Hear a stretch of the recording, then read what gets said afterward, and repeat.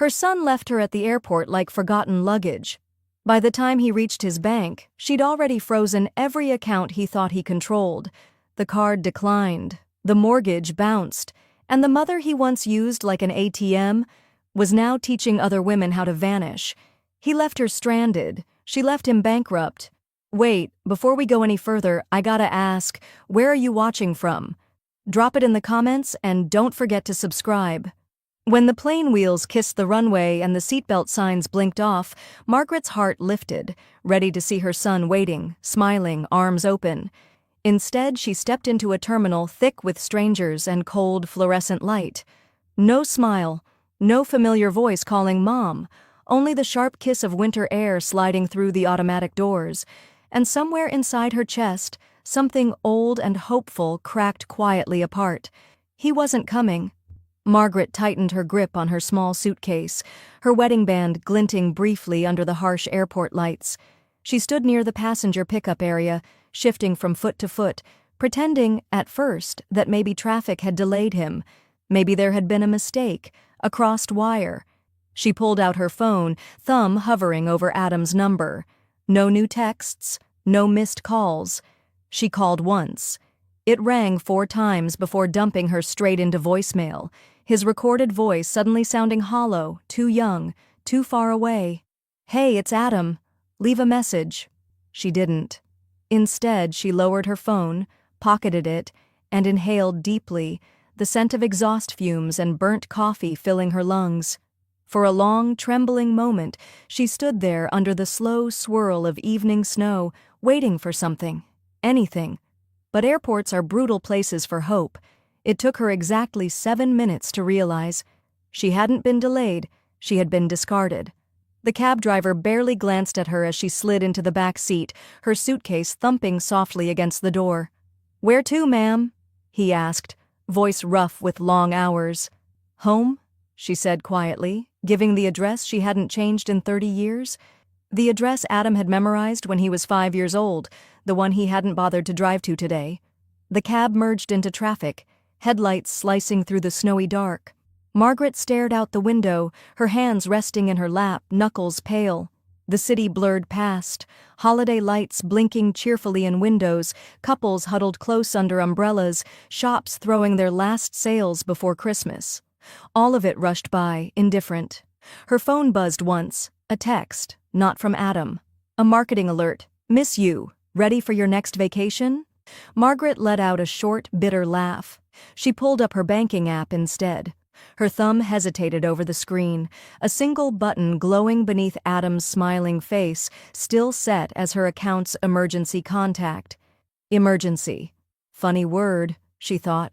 An emergency was supposed to mean something urgent, something worth dropping everything for, something worth showing up for, not something you forgot at baggage claim. She tapped into the account management settings. Joint access, Adam Andrews. Secondary debit card, authorized under Adam Andrews. Beneficiary clause, listed under Adam Andrews. It wasn't money he had earned. It was loyalty he had assumed. Margaret felt a strange calm settle over her, like stepping into a hot bath after a lifetime spent cold. She scrolled down to the control panel. Freeze access. A simple button. No alarms. No drama. Just quiet. The cab hit a pothole, jolting her slightly. Outside, the city was already beginning to frost over, the sidewalks emptying, the wind picking up a mournful hum between buildings. She didn't flinch. She didn't hesitate. She pressed her thumb to the screen. Freeze account? Confirm? Yes. The screen blinked once, twice, and then a new banner appeared. Access suspended. Pending authorization renewal. Margaret slid the phone into her purse. She leaned her head back against the cracked vinyl seat, the chill of the window seeping into her hair. For the first time in years, she wasn't waiting for Adam, and for the first time in years, he would have to find out what it meant to be left out in the cold. Outside, the traffic slowed near her block. The cab driver muttered something about road closures ahead. Margaret barely heard him. She was already planning the next step, because freezing one account wasn't the end. It was just the opening move. Some revolutions happen with gunfire and banners. Some happen in the backseat of a cab with one silent woman staring into the rainy dark. Margaret didn't plan it. She didn't write speeches or draft revenge lists. She just decided, quietly, finally, that loyalty deserved better than betrayal. And in that moment, everything changed. The cab's heater sputtered weakly, filling the car with a lukewarm hum as it crept through the frozen city streets. Margaret leaned her forehead lightly against the glass, the condensation misting at every breath. Beyond the window, headlights blurred into ghostly streaks, and Christmas decorations blinked in tired surrender. She wasn't thinking about the airport anymore. She was thinking about 30 years of blind loyalty. After her husband died, too young, too fast, Margaret had tightened her entire world around Adam. Every parent-teacher conference, every scraped knee, every broken heart, she had been there, the invisible net always catching him. When Adam had his first big idea at 23, a startup app nobody even understood, Margaret hadn't hesitated. She cashed out part of her early retirement fund, smiling through the banker's warnings. "He's a dreamer," she'd said. "Dreamers need wings." She never told Adam what it cost her. How she skipped buying a second car, how she stretched meals, how she stayed at a job she hated 5 extra years. And when the app failed, when the investors pulled out, when Adam came home slumped and hollow-eyed, she simply hugged him tighter and said, "We'll find another way." The cab pulled onto her quiet street. The old brick row houses leaned tiredly against one another, dusted with snow like half-forgotten relics from another time. The porch light she'd left on shone weakly against the dark. The cab driver cleared his throat. "Here you go, ma'am." Margaret handed him the fare, her hands steady, her voice calm. "Keep the change." She stepped out into the freezing air, her breath puffing like smoke, and pulled her small suitcase up the cracked steps to her front door. Home. At least the skeleton of it. Inside, the house smelled faintly of cinnamon and old paper. Family photos lined the mantel. Adam's gap-toothed grin at 6 years old, his high school graduation, his wedding day. Trophies gathered dust on shelves, Little League championships, debate medals, certificates Margaret had framed with pride. None of it mattered now, not the frames, not the sacrifices tucked behind every smiling picture. She dropped her suitcase by the door and moved toward her study with a purpose she hadn't felt in years. Her laptop hummed to life, bathing the room in cool blue light. Margaret logged into her banking portal. The familiar home screen blinked up, lists of accounts and balances, ones Adam had assumed would always be there, waiting to catch him. She clicked on Emergency Access. Adam's name appeared, tied to every critical branch.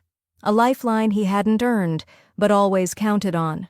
Margaret hesitated for just a breath. Then, with fingers steady as stone, she selected Remove Authorized User. Confirmation box. Are you sure? This action is permanent. She clicked Yes without flinching. The screen refreshed. Adam's name vanished, like a leaf carried away on a silent tide. But Margaret didn't stop there. Her mind moved faster now, sharper. She opened a second window. A small legal firm's website blinked up, one she had researched late at night for months, just in case. She filled out the intake form with precise, careful clicks. Establish new trust account. Sole beneficiary, Margaret Andrews. No successor trustees unless personally appointed. By the time she closed the browser, her hands weren't trembling. They were steady. Sure. Free. Her phone buzzed on the table. A single simple text from the firm. Confirmation. Trust established under only your name. Margaret leaned back in her chair, the leather creaking softly beneath her, and stared at the dark window. Somewhere across the city, Adam lived under the illusion that her loyalty was still a leash he could tug at will. But tonight, Margaret had slipped the collar. Tonight she had begun the slow, silent journey back to herself, and when Adam reached for her next, he would find nothing there but empty air. Some prisons don't have locks or chains. They're stitched together with invisible threads, guilt, obligation, old promises. Margaret hadn't realized how many threads Adam had tied around her life. She only realized how light she could feel once she started cutting them, one by one. And not a single apology needed. Morning light bled through the dusty blinds as Margaret stirred awake, her body stiff but her mind startlingly clear. The quiet of her house felt heavier somehow, but not oppressive, more like space she was finally allowed to inhabit without guilt pressing against her ribs. Today wasn't a day for errands, or emergency wire transfers, or unexpected favors wrapped in sweet-voiced manipulation. Today was hers, and today she planned to finish what she had started in the back seat of that cab. Sitting at her small kitchen table, she pulled out her laptop again. The screen blinked to life, cold and familiar. She navigated to her credit accounts with a precision that came only from years of quiet management, paying bills for Adam he barely remembered asking for, covering shortfalls he promised were temporary. Her eyes landed on a familiar secondary card. Cardholder, Adam Andrews. Monthly use, $2,000 to $5,000. Paid automatically. Quietly. Always. Margaret's lips thinned. No ceremony this time. No hesitation. She clicked Cancel Secondary Card and watched as the system processed the request. In seconds, the thread snapped. Gone. Her phone buzzed barely an hour later. Adam, Mom, your account's glitching again. Card's not working. Can you check? Margaret stared at the message. No. Hi, Mom. No. How are you? Just an assumption that her world should revolve around smoothing his. For a heartbeat, her thumb hovered over the keyboard. Old instincts itched. Offer to help. Apologize for inconveniencing him. Then she remembered sitting in a hospital bed 5 years ago, post-surgery, waiting for Adam to visit. Waiting 5 days. He never came. Work emergency, he'd said later, breezily, laughing over the phone. Margaret put the phone down without replying. No anger. No sadness. Just the quiet decision that silence sometimes speaks louder than explanations. She opened her desk drawer and pulled out her folder of personal documents. Medical directives, living will, emergency contacts, all the things she had carefully prepared over the years with Adam's name scribbled dutifully across them. Another invisible chain, another false anchor. That afternoon, Margaret sat at her old oak desk, the winter light slanting in golden and soft across the worn wood. With calm hands, she updated every document. Emergency contact, removed medical proxy, new appointee, a trusted friend from her church group, beneficiary, now a combination of charities and independent causes close to her heart. She signed the new forms with a final, flourishing stroke. It was the first time her name stood alone since she had been 22, and it felt right. That night, Margaret climbed into bed earlier than usual, her joints aching slightly in the cold, but her spirit curiously warm. The house was so silent it hummed, like the deep, peaceful breathing of something finally at rest. No half-dreams about unpaid bills. No sudden 3 a.m. texts, no adrenaline spikes wondering what new emergency would demand her peace tomorrow. For the first time in decades, she slept deeply, not because she was exhausted, but because she was free. Somewhere across town, however, freedom was feeling a little different. At exactly 11:34 p.m., Adam posted a status online. A casual, half-joking tone, but Margaret knew the scent of panic when it crept into words. Anyone know a good loan officer? Life happens. The words hung there, public and desperate, like laundry strung up in a storm. The invisible threads were snapping all around him, and he hadn't even realized yet. The worst cuts were still coming. There's a special kind of pain in realizing you weren't forgotten by accident. You were erased, deliberately, cleanly, like you never mattered at all. Margaret didn't expect balloons or cards, but watching the party unfold without her, streamed in perfect HD, was a clarity she hadn't braced for. They celebrated everything she once built, and never once glanced at the architect.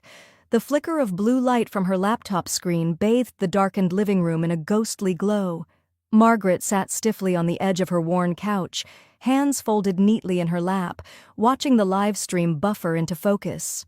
Confetti rained down across a glittering hotel ballroom where Tina's birthday bash roared to life. Gold balloons bounced against chandeliers. Waiters in crisp black uniforms circulated trays of champagne and cupcakes stacked like towers. There was Adam, front and center, arm around Tina's waist, grinning wide for the camera. Margaret stared at the scene, a tightness pulling behind her ribs. Not quite sorrow. Something harder, sharper, recognition. She had spent decades making birthdays magical. Late nights handcrafting dinosaur-shaped cakes for Adam when he was 6, buying cheap plastic crowns for his pirate-themed party at 9, sacrificing her only weekend off at 42 to host his surprise 21st birthday when none of his friends stepped up. There had been no live streams back then, no diamond jewelry, just flour-dusted aprons, burnt fingertips, smiles stitched together through exhaustion. Margaret rubbed the back of her hand absent-mindedly, remembering the small scar she still carried from the time she scalded herself trying to fix a broken birthday candle holder at the last minute. On the screen, Tina unwrapped a tiny velvet box. A gasp of delight followed, diamond earrings, gleaming perfect, catching the light just so as Tina twirled for the camera. The comments poured in. OMG, #husband goals. She's so lucky. You guys are such a dream team. Margaret tilted her head slightly. She knew the box, recognized the logo printed in silver script. It was from an upscale jeweler she once helped Adam finance after his second business failed. Just a small favor, Mom. I swear I'll pay you back next month. He never did. But Tina wore the payoff now, dangling proudly from her ears, a glittering reward built from Margaret's sacrifice. The camera panned across the room. Laughing faces, dancing bodies, flashes of wealth bought on someone else's back. Not once, not even once, did Adam glance down at his phone. No guilty texts, no missed calls, no invitation accidentally lost. She wasn't forgotten. She was irrelevant. Margaret sat back, her hand steady as she closed the laptop lid. The room plunged into darkness except for the faint golden halo of the lamp across the room. The house hummed quietly, the heater clicking on, the old walls settling. Margaret didn't cry. She smiled, a small, dangerous thing, not of sadness, of strategy. She moved slowly, methodically to her desk, opened her laptop again, not for live streams this time, but for something far more permanent. She logged into her private banking portal, the one Adam didn't know existed. The cursor blinked on a screen that offered quiet power. Open new international account. Margaret filled in the fields with clinical precision. Name, secure ID, private offshore location. Her assets would no longer sit within Adam's grasp, even if he woke up tomorrow desperate to claw them back. The final screen popped up. Confirm transfer? She clicked yes, hearing the soft chime of success. The money began to flow. Slow, silent, unstoppable, just like her. Across town, Tina's laughter shrieked through party speakers. Across her own living room, Margaret's world finally went silent in the best way possible. She wasn't just cutting ties anymore, she was cutting oxygen. And by the time Adam realized it, it would be far too late. It wasn't the moment Adam's card declined that truly shattered him. It was what followed. The creeping realization that the life he'd leaned on was no longer his to access. Some losses are loud, others unfold in quiet humiliations. A beep at a register, a bank's polite but deadly tone. The supermarket's fluorescent lights buzzed faintly overhead as Adam juggled 2 armfuls of groceries onto the conveyor belt. Tina had texted him a long, passive-aggressive shopping list that morning. Organic milk, imported cheeses, gluten-free crackers she didn't even like but thought looked classy. Adam barely glanced at the prices. He never had to. That's what Margaret was for. Or so he thought. The cashier, a teenager with a bored expression and chipped purple nail polish, scanned the last item and announced the total. $246.89. Adam swiped his debit card casually. The machine beeped. Transaction declined. He frowned and tried again. Declined. A few people in line shifted uncomfortably behind him. Someone coughed pointedly. Could you run it again?" Adam muttered, voice low. face heating. The cashier shrugged and pushed the card through manually. Declined. "Maybe call your bank?" she offered, tone clipped. Adam forced a laugh, leaving the cart where it was and backing away from the growing pile of groceries. Outside in the parking lot, the winter air slapped him clean across the face. He yanked out his phone and called the bank, fingers trembling slightly. A few agonizing minutes on hold later, a syrupy voice finally came through. "Hello, Mr. Andrews. I'm seeing a freeze placed on the linked account. It's pending verification of primary ownership." Adam's stomach dropped. "Pending verification? What are you talking about? That's my mother's account. I have access." "I'm sorry, sir," the voice said, all fake sweetness. "Our system shows your authorization has been revoked. All secondary users are frozen pending review." Adam stared at the steering wheel, feeling it pulse beneath his sweaty palms. He wanted to yell, to threaten, to demand. But deep down, a gnawing truth twisted inside him. He was nobody. Legally, financially, he was nothing. Meanwhile, across town, Margaret sat in a sun-drenched office lined with law books and soft rugs. Her estate lawyer, a sharp-eyed woman named Ms. Carter, slid a thick folder across the mahogany desk. "All finalized," she said crisply. "Every asset moved, every account secured. Your legacy is now protected, fully independent of any external claim." Margaret nodded, the weight of years lifting from her shoulders like a discarded winter coat. She picked up the pen without ceremony. With a steady hand, she signed the final page. Effective immediately, all independent control. Somewhere, in a supermarket parking lot, Adam's panic was morphing into rage. He called Tina. She picked up mid-scroll through social media, irritation already crackling in her voice. "What's your problem now?" "My card declined," Adam hissed. "Twice. Mom froze everything." Tina scoffed. "I told you not to rely on her forever. She's old, Adam. She doesn't know what she's doing." "She does," he snapped.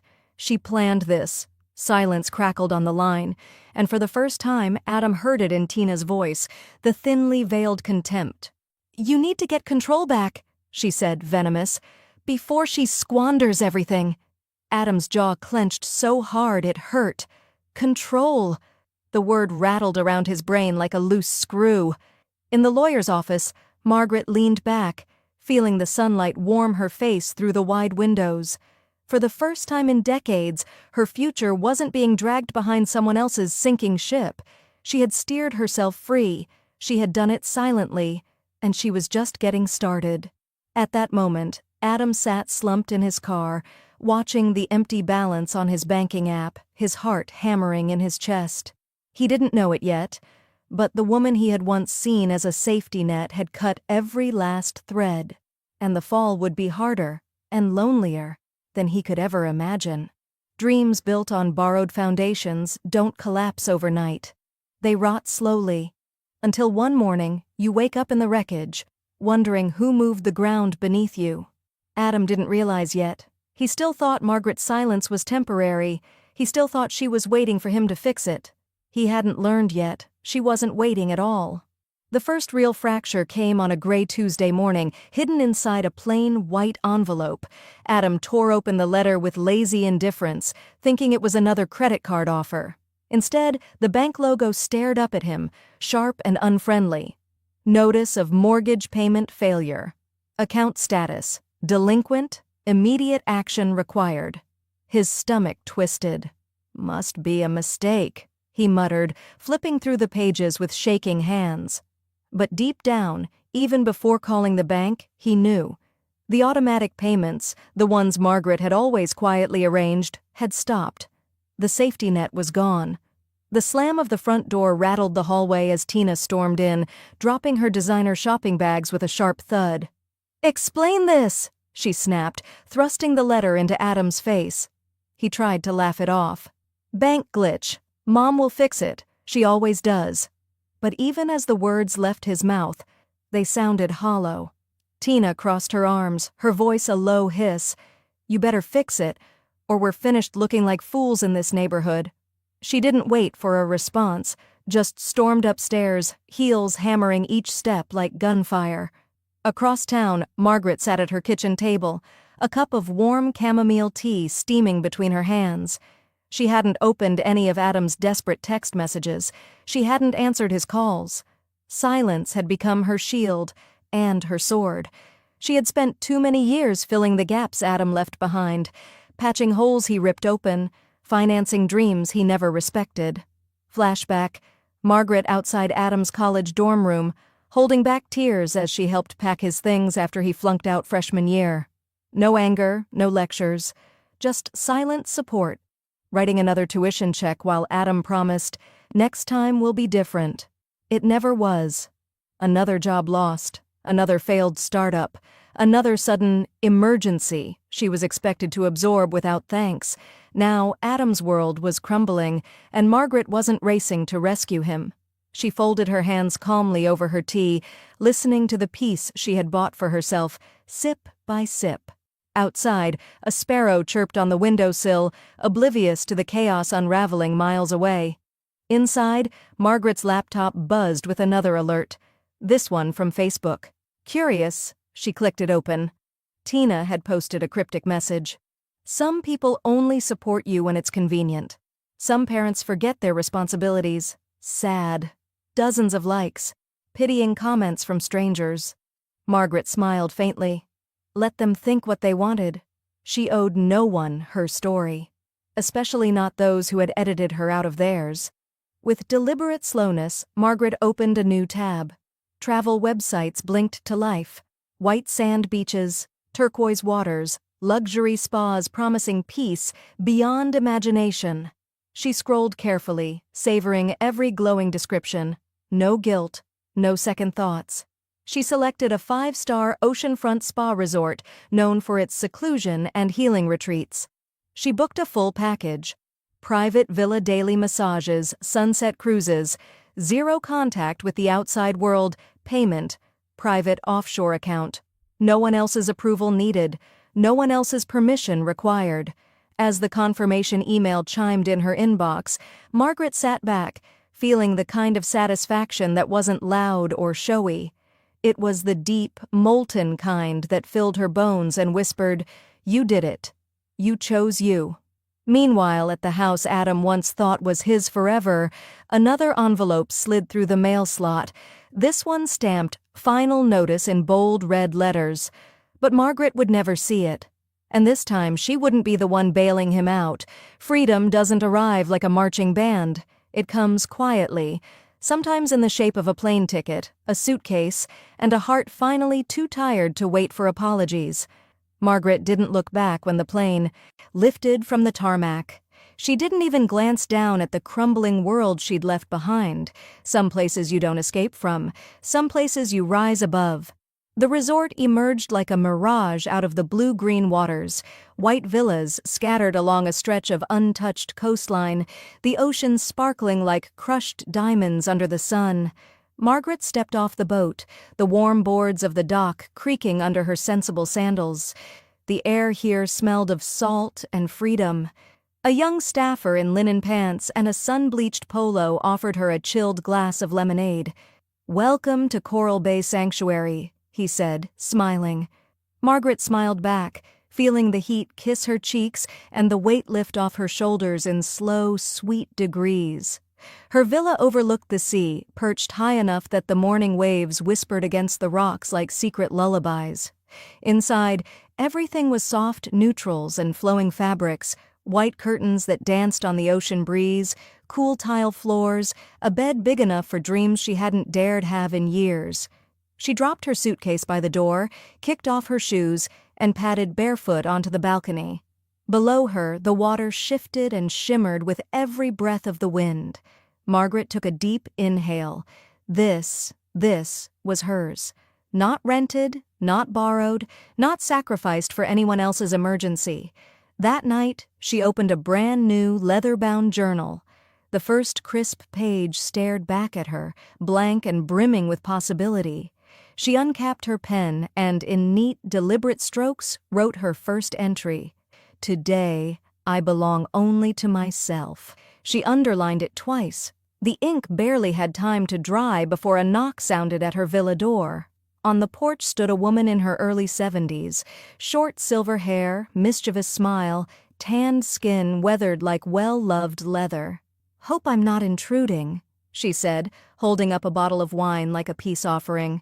"New arrivals stick together around here. Name's Eleanor." Margaret laughed, a real bubbling laugh she hadn't heard from herself in years.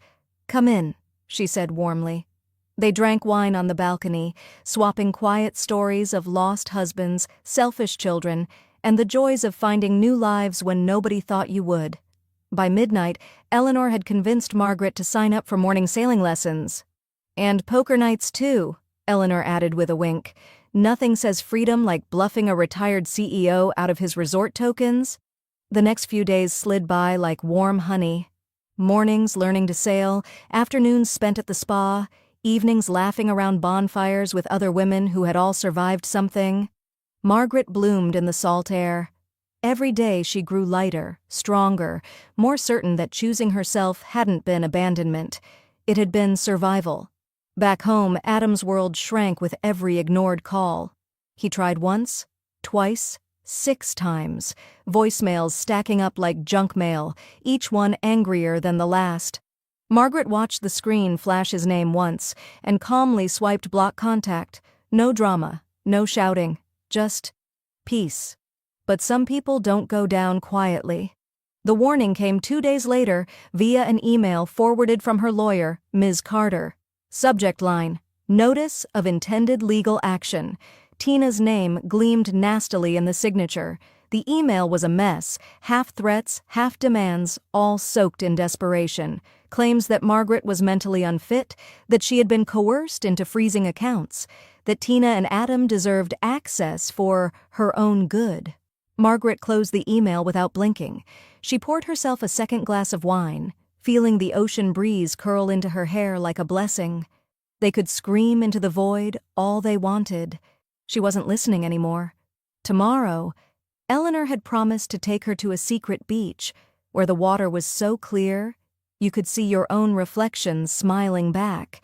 Margaret planned to swim out as far as she could and leave the last shards of guilt behind in the foam. Words can wound deeper than any knife, especially when they're written in legal ink. Adam and Tina thought Margaret would crumble under pressure. They forgot. Paper cuts bleed too, and Margaret had spent a lifetime learning how to bleed quietly and survive. Now she wasn't bleeding anymore. She was carving lines they dared not cross.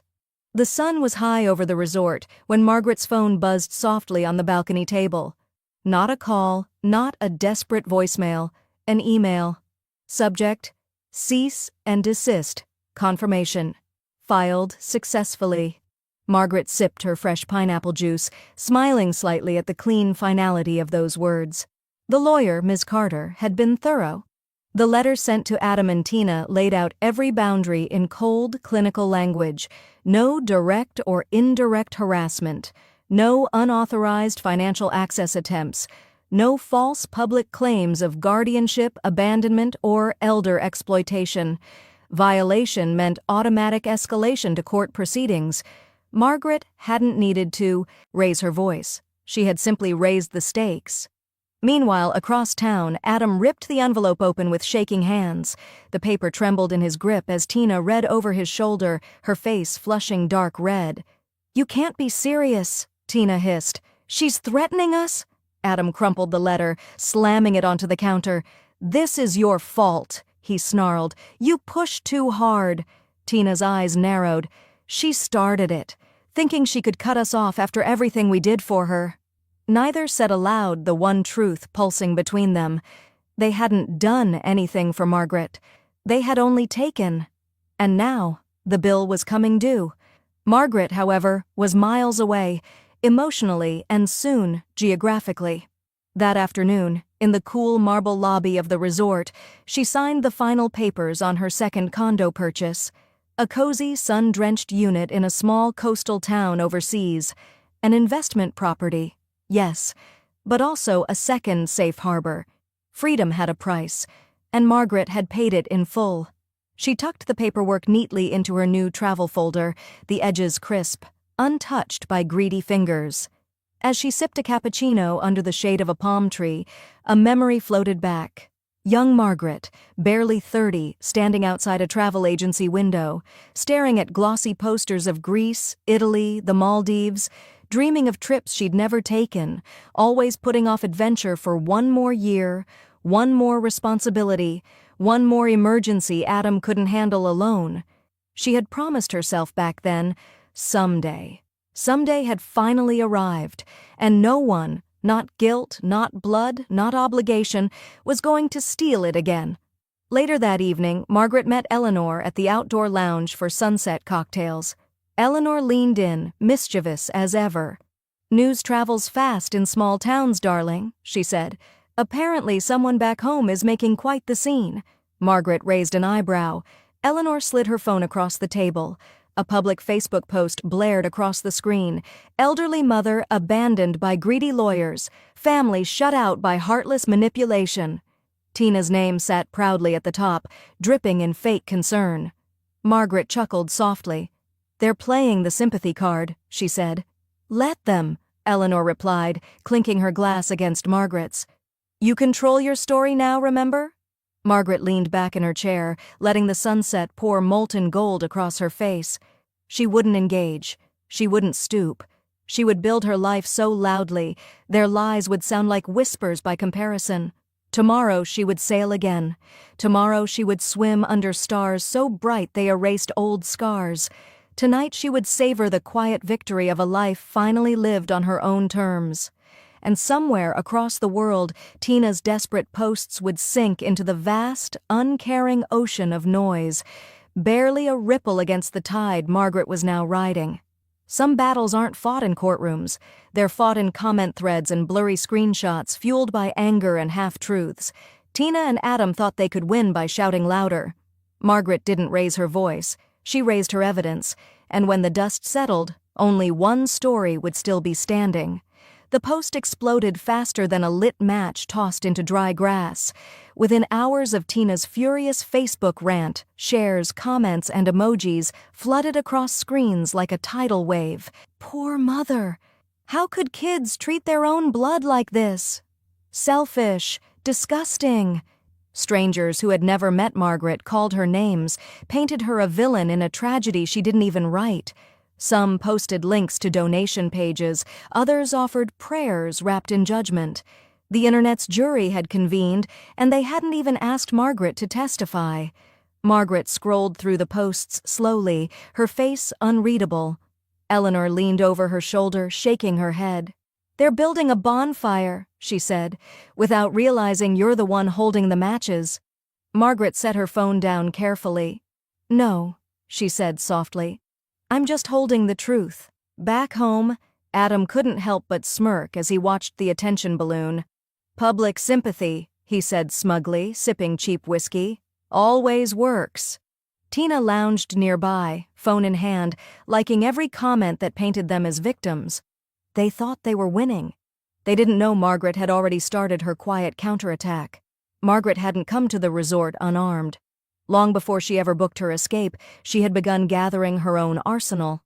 Bank statements showing every unauthorized withdrawal Adam had made. Voicemails where he casually joked about bleeding mom dry before she even notices. Text messages from Tina threatening to make her pay if Margaret didn't hand over control. Legal documents confirming her sole ownership of all her assets, and the crown jewel, a voice recording, secretly captured by Eleanor's cousin, who happened to overhear Adam ranting at a local bar. "Old bat. Should have just rolled over and given us what we deserved. She owes us. Without her money, we're screwed." The audio quality was perfect. The entitlement dripped from every word. Proof. Real, cold, undeniable proof. Still, Margaret didn't strike immediately. She let the smear campaign burn itself out, patiently collecting every comment, every post, every shred of fabricated drama like dry tinder stacked for a future fire. Every screenshot dated, every lie carefully archived. Eleanor marveled at her restraint. "Why not hit them now?" she asked one afternoon as they watched the sun melt into the ocean. Margaret sipped her tea, the golden light catching the quiet steel in her eyes.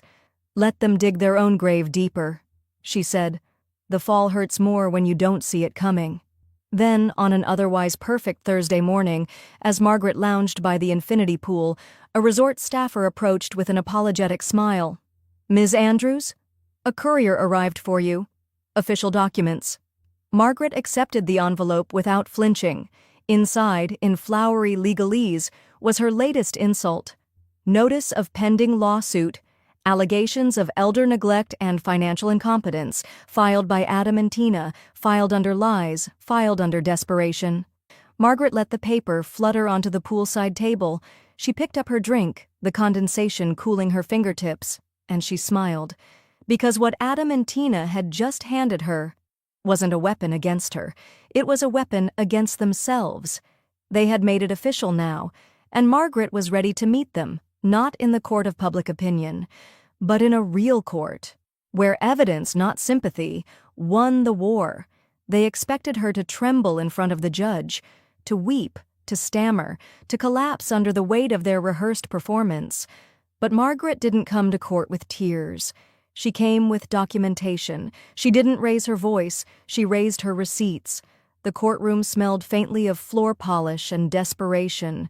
Margaret walked in wearing a slate-gray pantsuit, soft pearls around her neck, and the same calm expression she'd worn at her husband's funeral, a mix of dignity and detachment that unnerved the unprepared.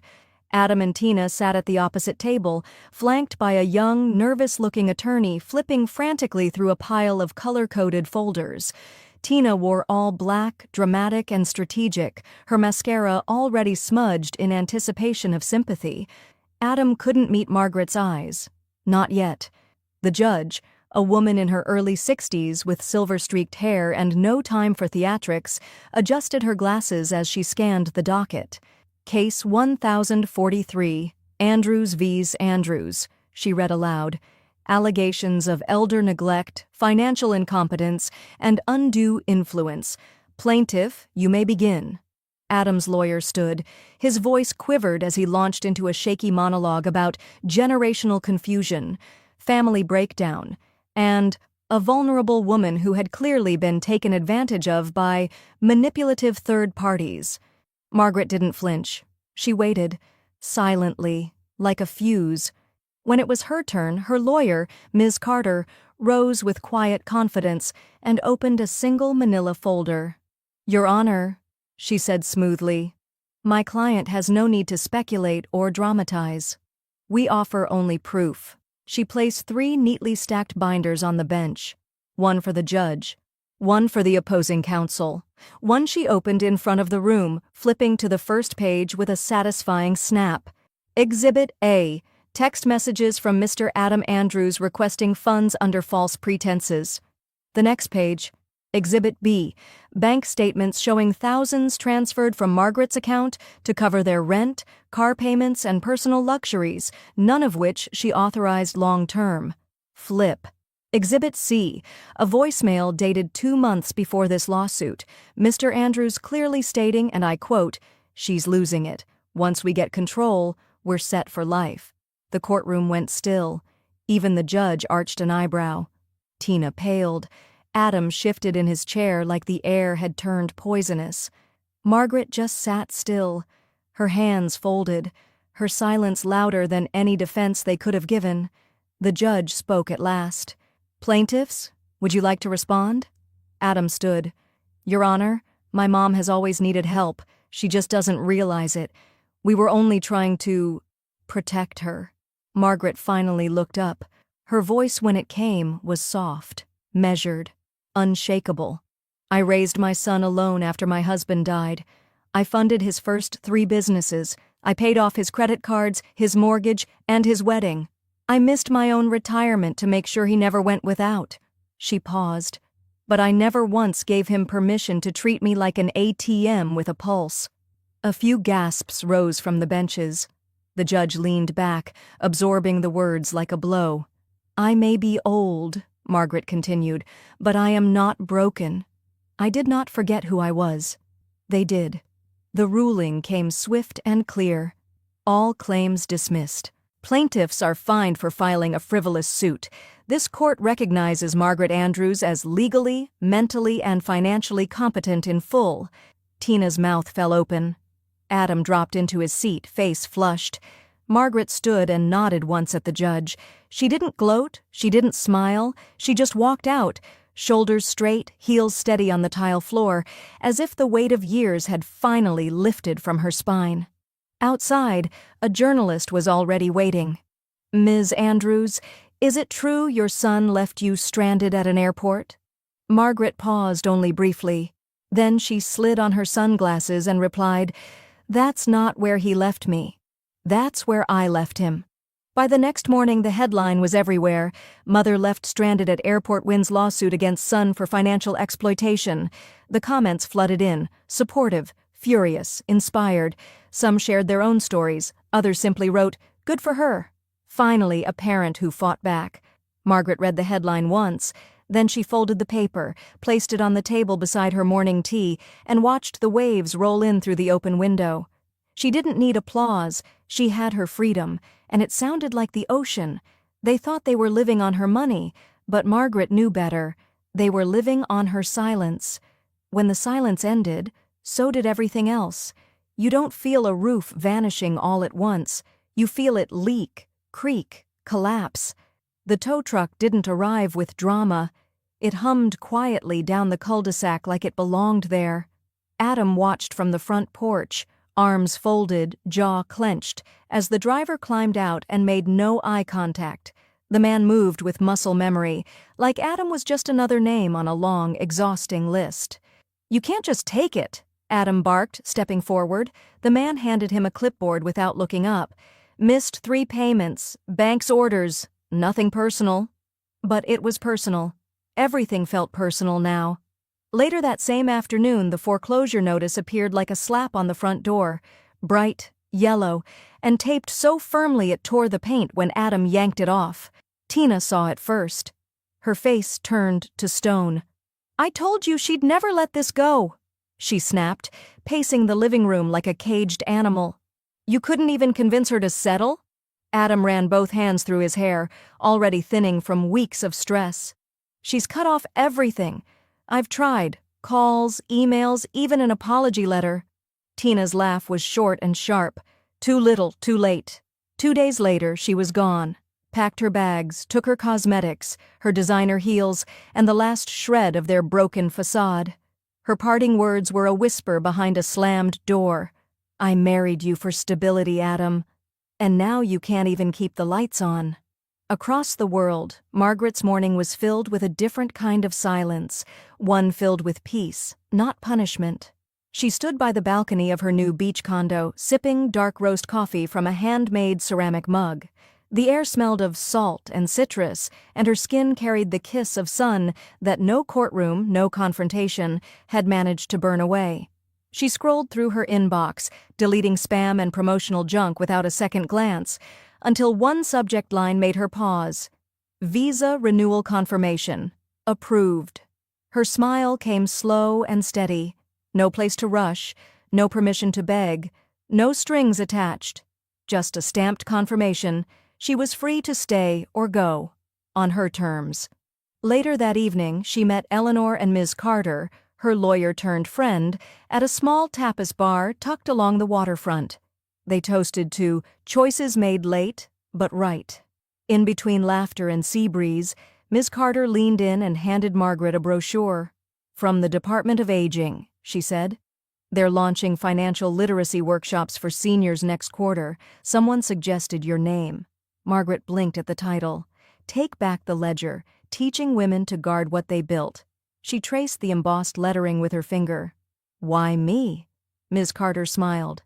"Because most people wait for permission. You rewrote the rules." Margaret folded the brochure and tucked it into her purse. "I'll think about it," she said, but a small fire was already catching in her chest. The idea of showing others how to cut invisible chains, how to defend themselves quietly, how to stop saying yes when the cost was everything they were. Back in the States, Adam sat alone in a darkened living room, scrolling through news articles he used to mock. Articles about financial abuse, about consequences, about how quickly the world forgets you when you run out of people to exploit. Every click echoed like a door slamming shut, every empty voicemail a reminder. She wasn't coming back. They tried to take her money, her voice, her identity, but Margaret had something they couldn't steal. Experience sharpened by betrayal, wounds that had healed into wisdom. And now, she wasn't guarding her legacy, she was building it, one woman at a time. The room wasn't large, just a sunlit space in the back of a local library in a coastal town where tourists came for the views and stayed for the quiet. But to Margaret, the folding chairs filled with silver-haired women felt more powerful than any courtroom, more sacred than any resort balcony. She stood at the front, behind a humble wooden podium, her voice steady as she read from the first page of her notes. Your name belongs on your own bank account. Your signature belongs on your freedom. And your story? It belongs to you, not to the people who edited you out of theirs. Silence followed. Then soft murmurs. Then heads nodding. Then one woman whispered, "Finally." It had started with a single call. A friend of Eleanor's at the Department of Aging had reached out after reading the court headline. They didn't want Margaret for pity. They wanted her because she had done what most women never felt allowed to. She had said no. She had stopped apologizing for surviving. Now, every Wednesday, Margaret hosted the Freedom and Finance Circle for women over 60, many of them widows, mothers, caretakers who had spent decades placing others first. She didn't lecture. She shared. She told them about the time she cashed out her pension early because Adam's startup needed just a little push, about how she'd gone years without buying herself a new coat because the kids needed help, about how guilt had worn her thinner than grief ever could, and then she told them how she stopped.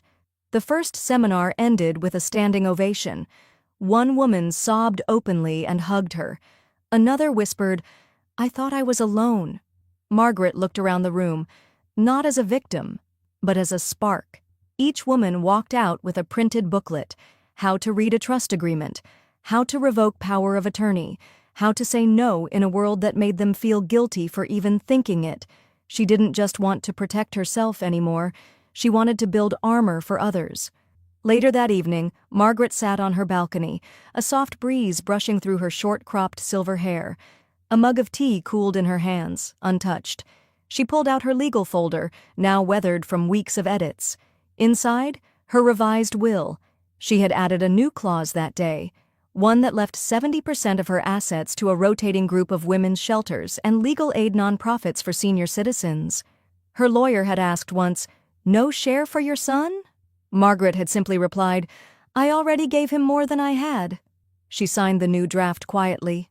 No ceremony, no regret. The pen glided across the line like it had been waiting years. Flashback, Margaret sitting in the dark of her kitchen at age 48, wondering how to stretch a grocery bill because Adam had borrowed again.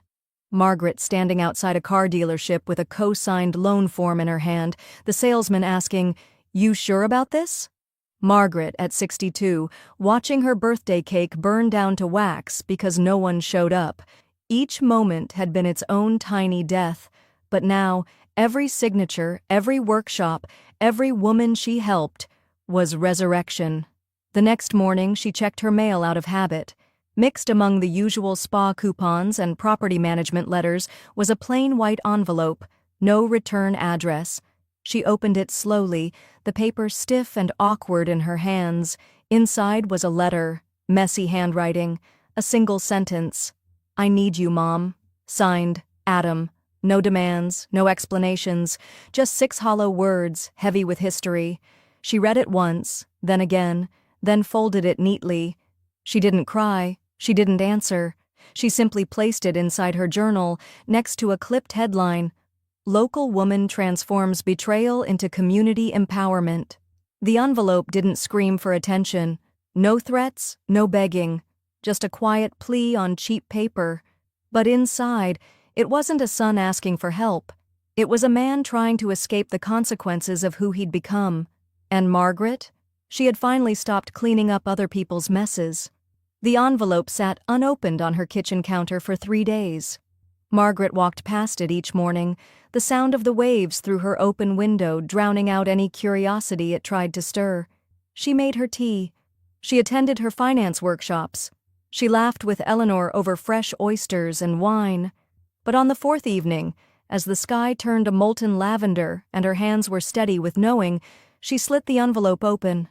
The handwriting was sloppier than she remembered, rushed, uneven, as if written in the back seat of desperation.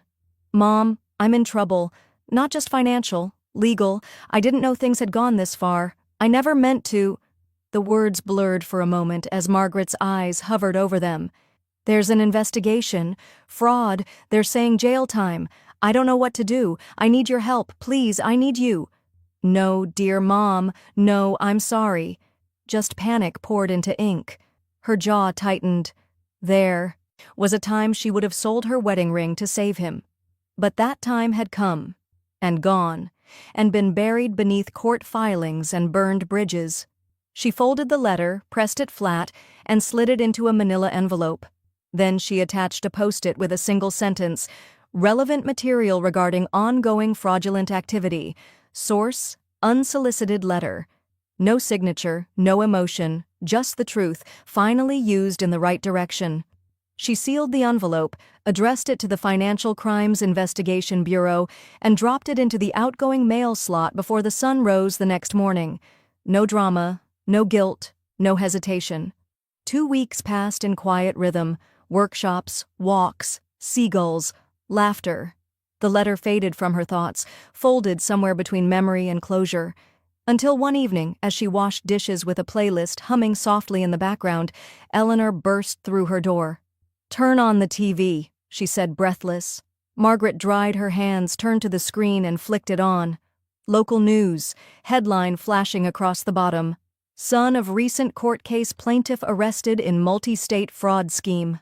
And then, his face. Adam, in a mugshot. His expression dazed, hollow, defeated. She didn't flinch. She didn't gasp. She just stood there, the sponge in her hand dripping slowly into the sink. The anchor's voice continued. "Adam Andrews, 38, was taken into custody this afternoon following a months-long investigation into check fraud and fraudulent financial filings tied to frozen joint accounts and misappropriated emergency funds."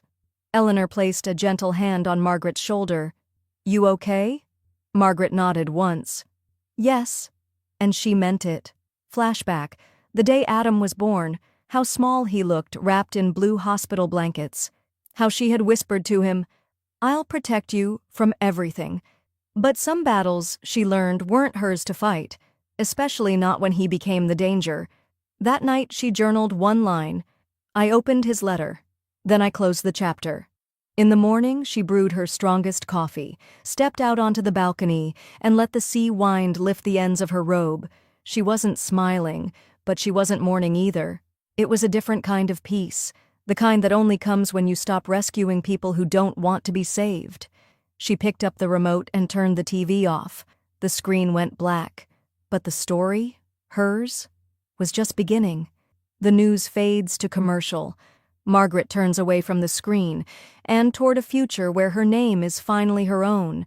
The tide didn't ask what she carried, it just kept coming, wave after wave, pulling away what didn't belong. Regret, guilt, a lifetime of whispered apologies she'd never gotten.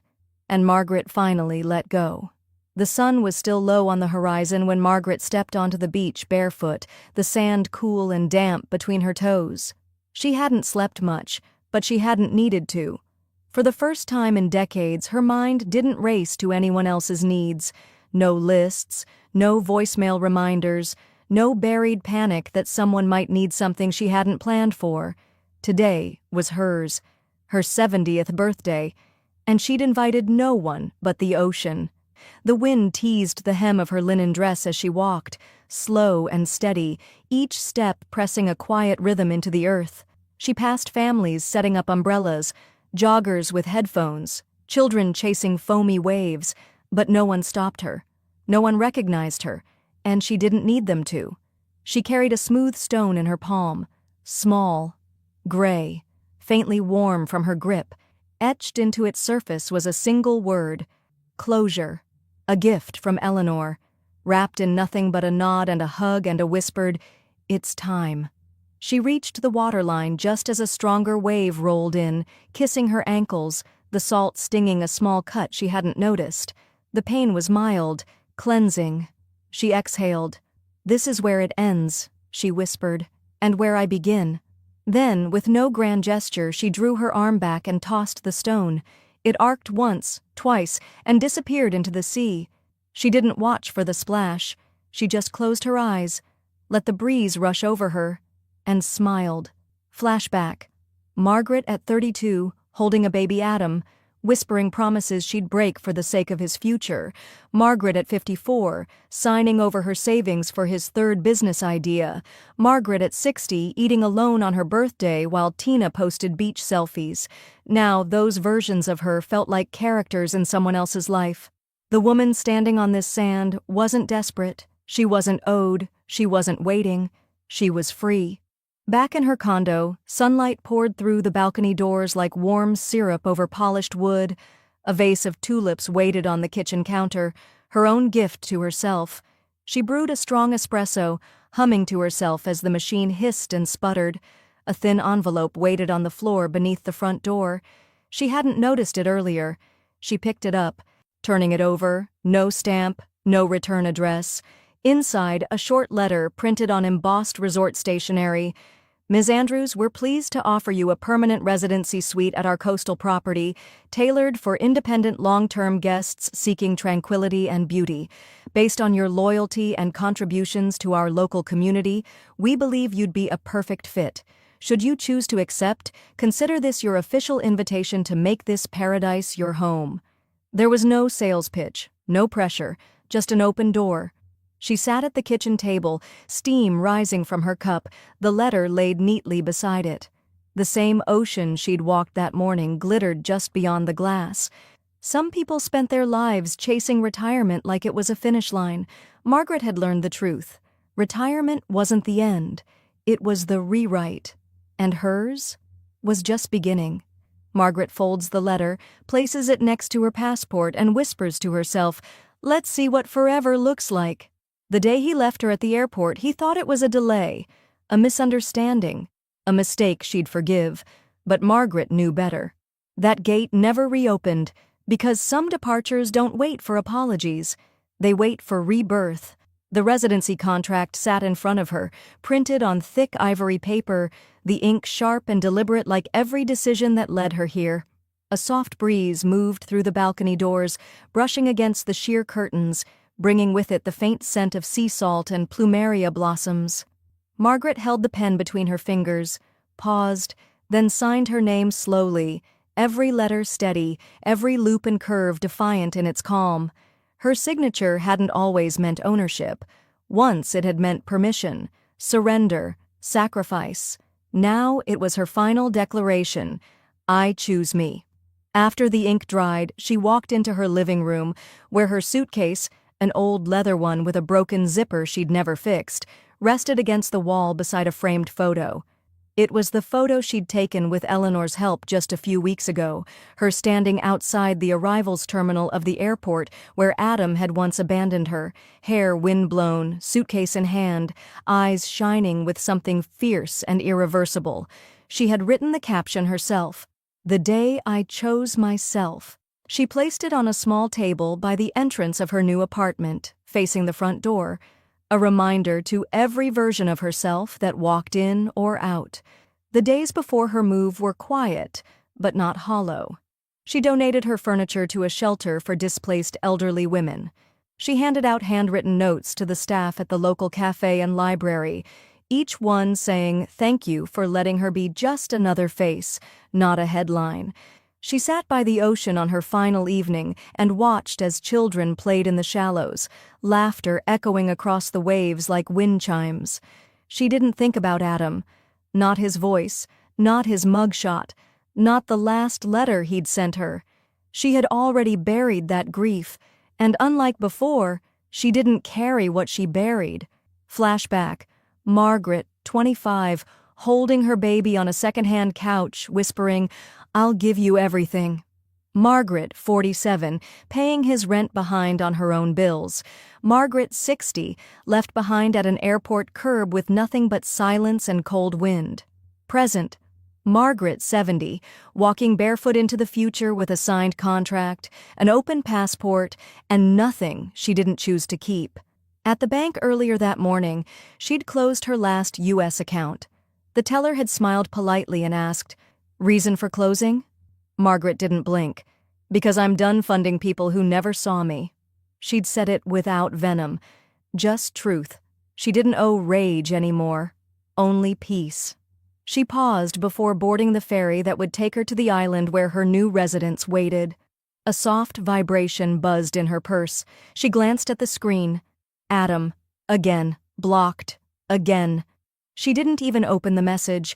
The voiceover would play in the final scene like this: "Love without respect is slavery, and I loved too long without being seen. But now I answer to no one. He left me stranded. I left him bankrupt, in every way that mattered." Margaret stepped onto the ferry, the sun at her back, suitcase rolling behind her. She didn't look back. The wind lifted her scarf like a flag, not one of surrender, one of survival. And then she disappeared over the water, not as someone who was left behind, but someone who finally left.